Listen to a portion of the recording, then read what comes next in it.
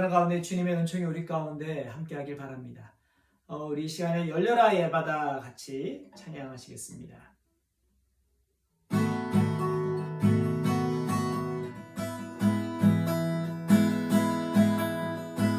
어두워진 세상 길을 주님 없이 걸어가다 나의 영혼 어두워졌네.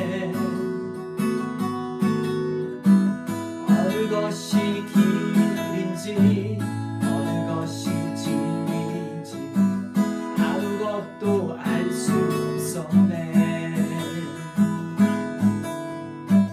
주님 없이 살아가는 모든 삶 실패와 좌절뿐이네. 사랑하는 나의 주님 영혼 눈을 뜨게 하소서. 열려라 해바다 열려라. 눈을 뜨게 하소서. 죄악으로 어두워진 나의 영혼 나의 눈을 뜨게 하소서. 아무것도 알 수 없고 아무것도 볼 수 없고 아무것도 들을 수 없네. 세상에서 방황하며 이리저리 헤매는 사랑하는 주님 만났네. 어두웠던 나의 눈 열리고 막혔던 귀가 열렸네. 답답했던 나의 마음 열리고 나의 영혼 살리네. 열려라 해바다 열려라. 눈을 뜨게 하소서.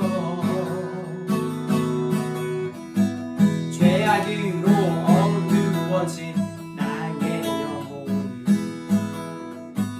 나의 눈을 뜨게 하소서. 죄악으로 어두워진 나의 영혼 나의 눈을 뜨게 하소서. 아멘. 이 시간에 같이 중보의 기도 드리겠습니다.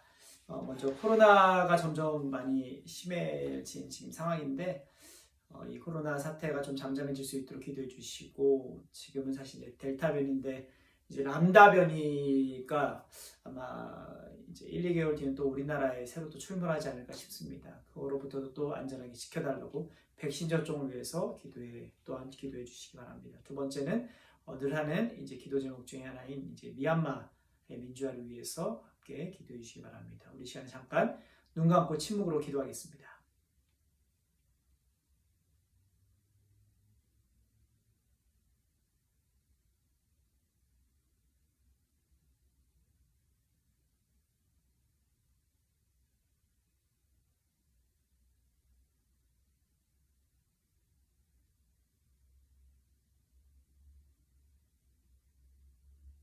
사도신경 하시겠습니다. 전능하사 천지를 만드신 하나님 아버지를 내가 믿사오며 그 외에도 우리 주 예수 그리스도를 믿사오니 이는 성령으로 잉태하사 동정녀 마리아에게 나시고 본디오 빌라도에게 고난을 받으사 십자가에 못 박혀 죽으시고 장사한 지 사흘 만에 죽은 자 가운데서 다시 살아나시며 하늘에 오르사 전능하신 하나님 우편에 앉아 계시다가 저희로서 산자와 죽을 자를 심판하러 오시리라. 성령을 믿사오며 거룩한 공예와 성도가 서로 교통하는 것과 죄를 사해 주시는 것과 몸이 다시 사는 것과 영원히 사는 것을 믿사옵나이다. 아멘. 오늘 함께 나눌 말씀은 마가복음 7장 31절에서 37절입니다. 제가 봉독해 올립니다.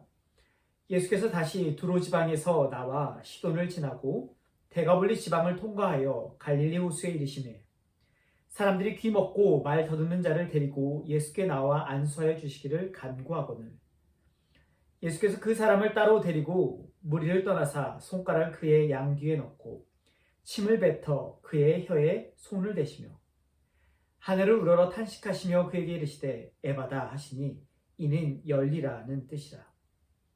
그의 귀가 열리고 혀가 맺힌 것이 곧 풀려 말이 분명하여졌더라. 예수께서 그들에게 경고하사 아무에게도 이르지 말라 하시되 경고하실수록 그들이 더욱 널리 전파하니 사람들이 심히 놀라 이르되 그가 모든 것을 잘하였도다. 못 듣는 사람들도 듣게 하고 말 못하는 사람도 말하게 한다 하니라. 아멘. 오늘 설교는 열려라 에바다라는 제목으로 함께 은혜 나누겠습니다. 수르보니게 여인의 딸을 고치신 예수님은 그 지방을 떠나 제자들과 함께 북쪽으로 이동합니다.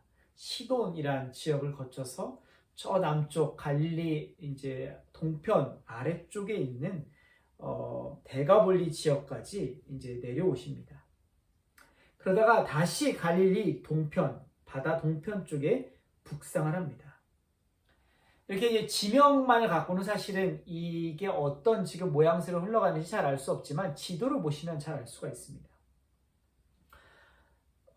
예수님이 참 먼 거리를 왔다 갔다 하신 거죠. 게네사렛에서 출발해서 두로, 시돈, 그리고 데가볼리, 그리고 갈릴리 바다 동편까지.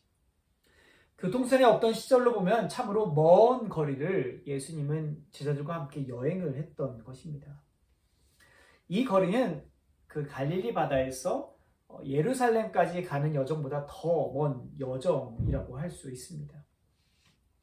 아마 여행 중에도 많은 일이 일어났을 것 같지만 이 마가복음의 저자 마가는 단 한 줄로 그것을 요약을 합니다. 이렇게 말합니다. 예수께서 다시 두로 지방에서 나와 시돈을 지나고 데가볼리 지방을 통과하여 갈릴리 호수에 이르시매.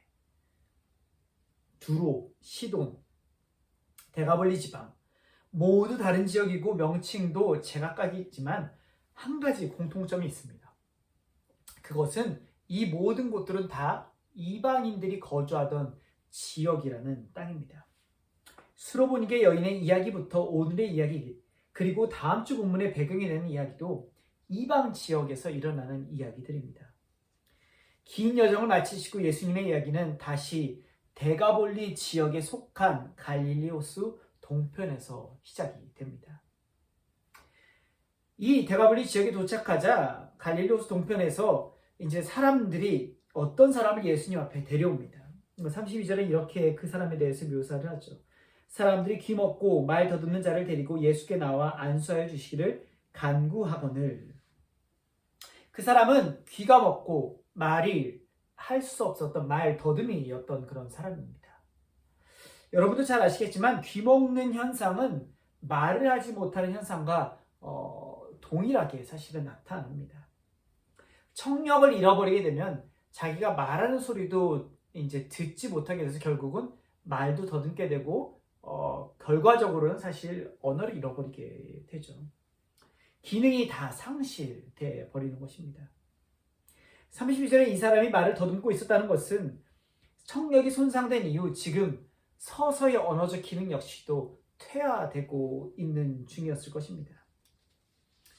이 말씀을 그냥 아무 생각 없이 읽다 보면은 아마 그냥 예수님이 당연히 고쳐주시겠지라는 생각이 제일 먼저 들 수 있습니다. 그냥 휙 지나가기 쉬운 그런 본문입니다.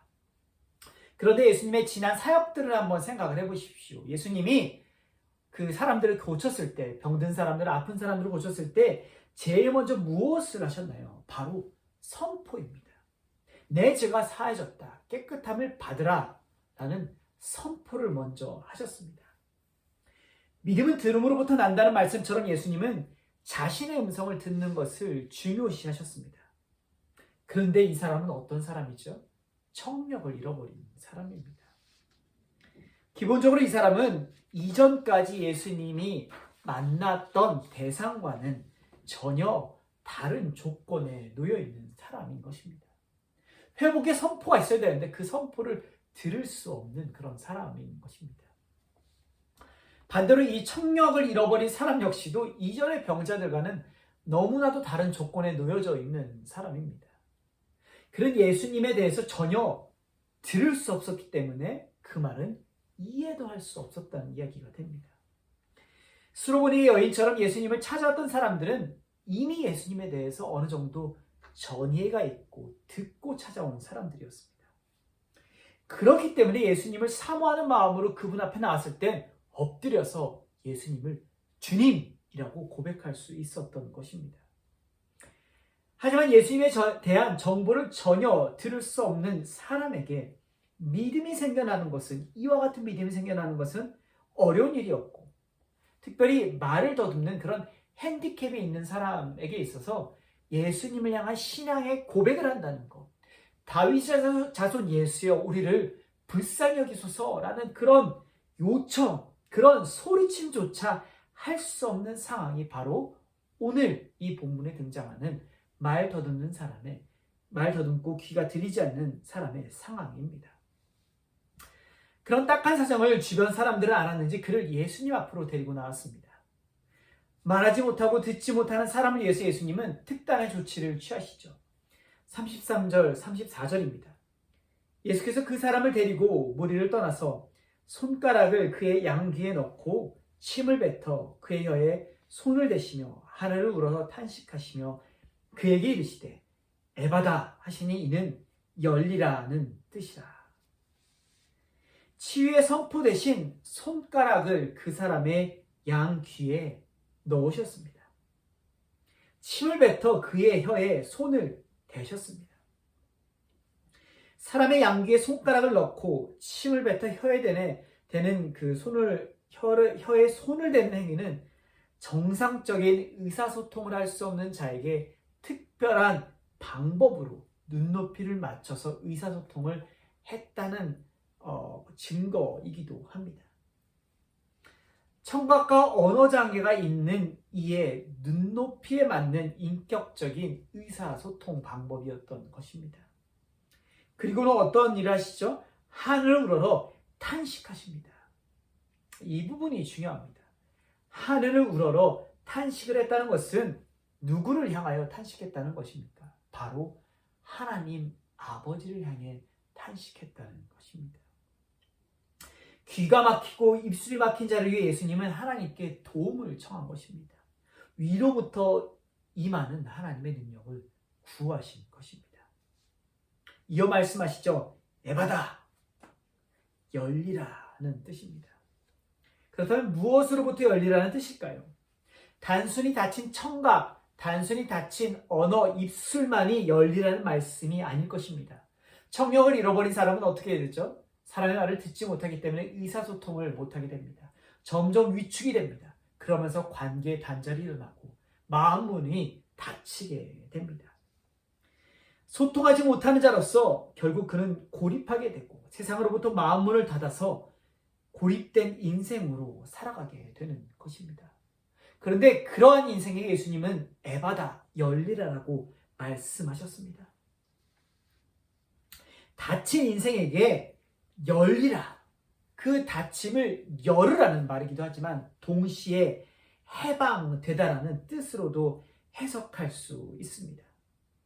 어떤 특별한 부위가 열리라는 것보다 그 너를 올가매고 있는 그 모든 아픔, 상처, 그 마음으로부터 해방되고 열리라는 그런 의미가 담겨 있는 것입니다. 예수님은 지금도 상처와 질병으로부터 마음 문을 닫은 사람들을 보면 탄식하는 분이십니다.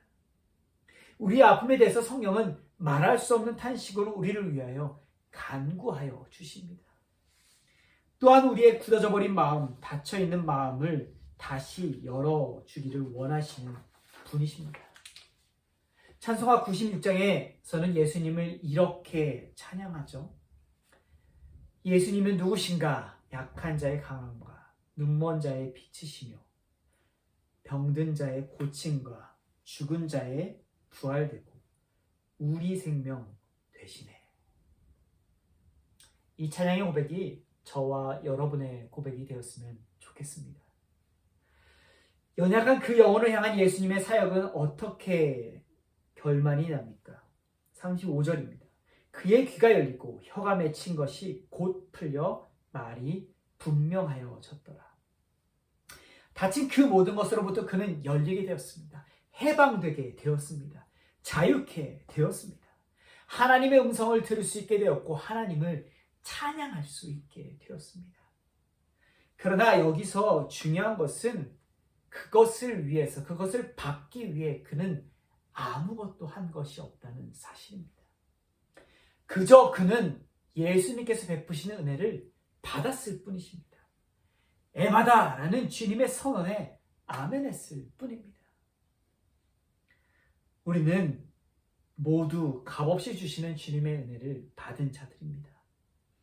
아무 공로 없지만 하나님께서는 우리를 사랑하사 아들 주 예수 그리스도를 보내주셨습니다.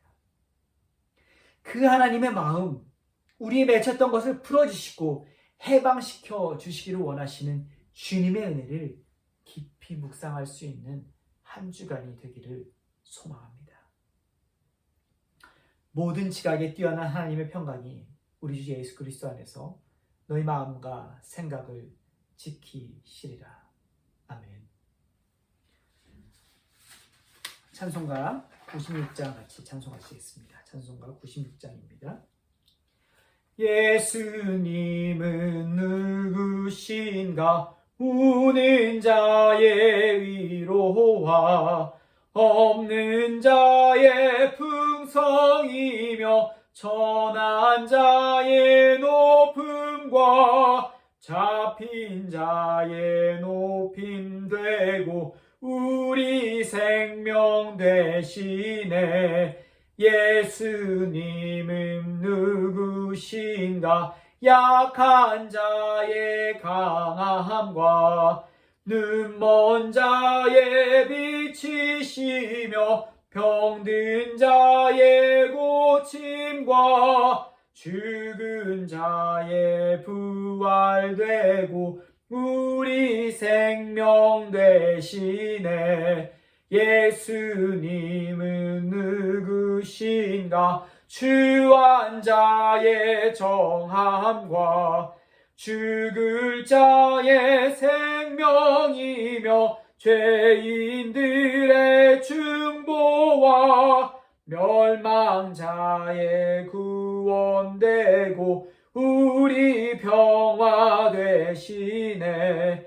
예수님은 누구신가? 온 교회의 머리와 온 세상의 구주시며 모든 왕의 왕이요 심판하실 주님 되고 우리 영광 되시네.